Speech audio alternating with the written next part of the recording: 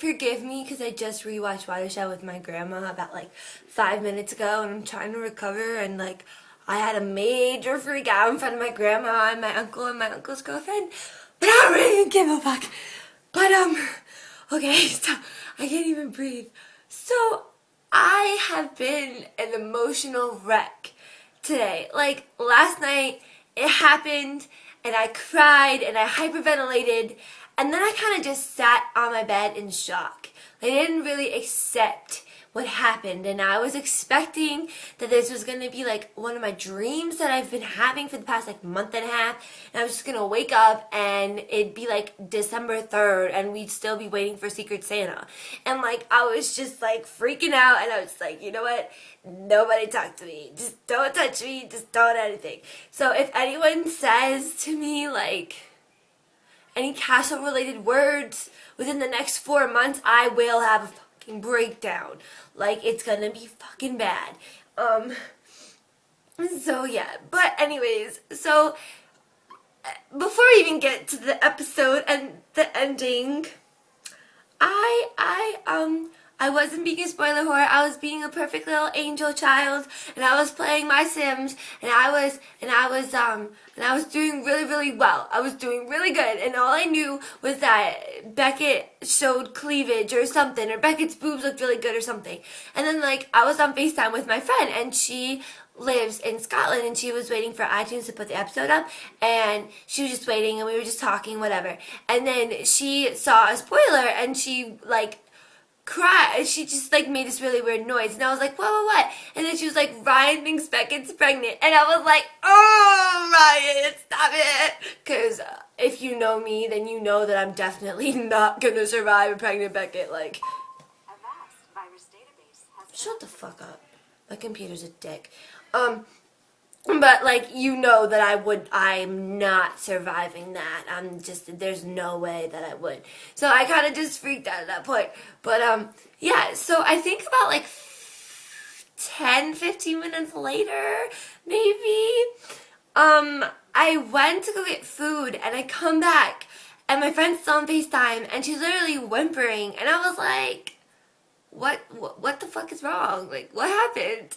And she was like, do you want me to tell you? Do you want to know? And I was like, I do and I don't. And she was like, if I tell you, you're going to hate me. Because I told her, like, I think an hour before, I didn't want to know anything about the ending until I watched the episode. And then she was just like, so I was like, so she was like, okay, I'll give you a hint. So I was like, okay. So she's like, get off pause. So I got off pause, and she literally showed me her left hand. This is my left hand, right? Yeah. Her left hand, and she wiggled her ring finger. I cannot even tell you how loud I screeched. I screeched so motherfucking loud. I actually like got up from my chair, like where I'm sitting right now, and I kind of just like did this little dance thingy, like right over there, and like I was like freaking out. And then my mom came in my room, and she was like, why are you screaming? What's going on? And I was like, nothing at all. So there was that. So like I knew before it happened, but the way it happened and the way I pictured it in my head, it didn't really work out. Like it was completely different from what I pictured. So yeah. So now, let's move along to the episode itself. So the first time we see Beckett, she's in DC, and I'm just like, already crying, screw my life, fuck everything. And she looks really perfect though, all pretty and proper for her stupid DC interview. And so then they get back, and Beckett was wearing the bracelet. I'm a little detective when it comes to like Beckett wearing jewelry. So when that season premiere promo comes out, I will be scanning her left finger like a little ass badass detective, looking for that ring, because girlfriends. But anyways, so she was late, and then she lied to Castle, and I was just like, oh, Jesus Christ, fuck my life. And then the episode was very, very, very case-centered, and I was just like, I don't even know what the fuck's going on about the case, nor do I give a fuck. So then we get to Beckett's apartment, and I don't know why every time they have an emotional talk or fight, it has to be in Beckett's apartment. Like, what the fuck is the need? but soon there won't even be a Beckett's apartment to go to. But yeah, okay, so there was that whole fight, and then they left, and then he had a talk with Martha, and I was like, Martha, please stop this. Don't even give him ideas. Just shut up. And then Beckett went to her dad, and her dad was like, I'm proud of you. And I was like, baby, I'm proud of you, but you're staying in New York because you're not taking no job in D.C. So then she tells her dad she wants the job. That's what she wants. But then the interrogation scene after really, like, if you watch it closely, you'll figure out that I don't think she chose to take the job. Because I think she realized that the precinct is in, like, fact her home, and all her friends and everything is there in New York, and how is she just supposed to, like, pack up and leave and go take this new job without, like, anything? Like, I don't know. That scene for me is, like, one of my all-time favorite Beckett scenes, because I think she just realizes that she just knows that, like, she can't leave, and, like, the precinct is her home, and it's just no, she can't leave. So then there's that, and then the scene with Gates, excuse me, when she was like, when Gates was like, this might be your last case, I literally broke down in tears. And I was like, no, we don't go around saying shit like that. We don't go around throwing that around like it's okay. We don't do that. So then she calls Castle, and she's like, yo, hey, we need to talk. And I was just like, dear Lord, fuck my life, it's gonna be at the swings. So she goes to the swings, she apologizes for keeping secrets, and then he's just all like, well, it's who you are, you don't let people in, blah, blah, blah. And then she's about to, like, say something, and he's just like, let me finish. And then he says some other things that I can't even really comprehend right now. And then he gets off the swing. He says her full motherfucking name, gets down on one knee, and